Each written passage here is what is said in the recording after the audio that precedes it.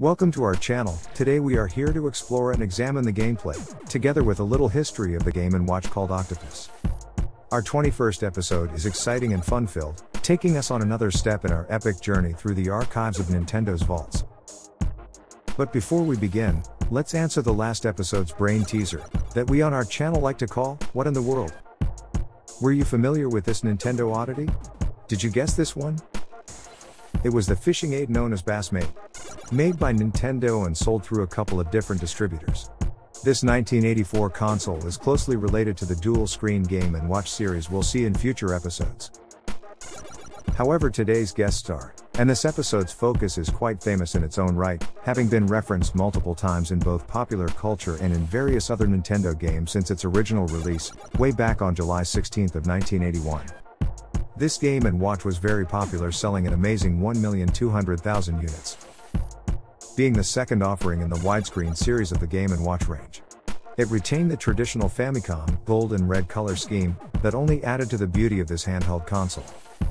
The screen really did activate what can be called a true LCD kraken.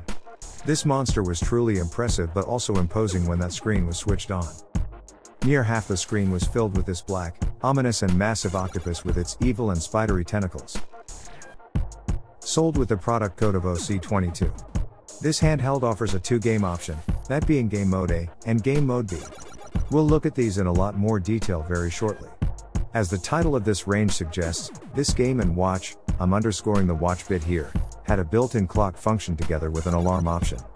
When the unit enters the clock function, or rest mode, the sprites on screen rotate through a section of imaginary gameplay. Clearly no score is achieved, however the diver still descends into the ocean to find some treasure. While perhaps sadly and unsuccessfully trying to avoid the deadly kraken's grasp. I think Nintendo got it right this time with this console's alarm sprite. The super cute baby octopus is just perfect.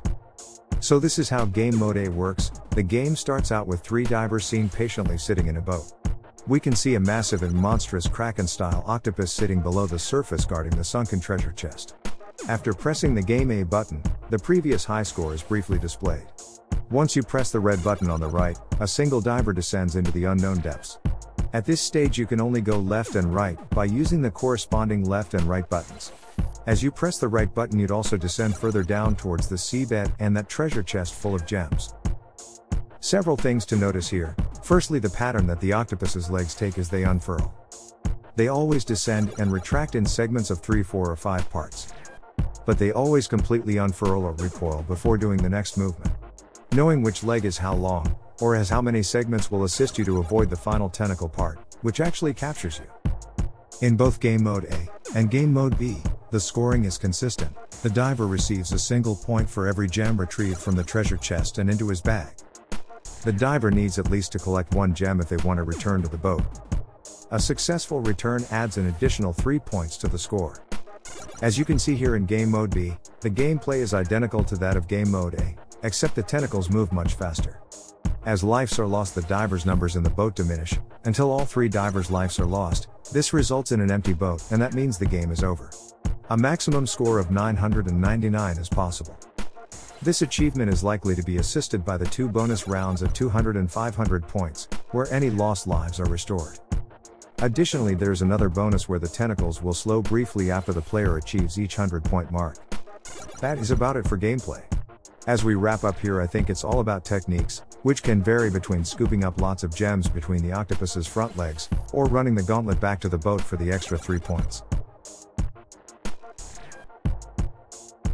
With the caution statements remaining unchanged, as well as the viewing angles together with the screen maintenance remaining the same, the instructions booklet is consistent with the previously published specifications recommended by Nintendo.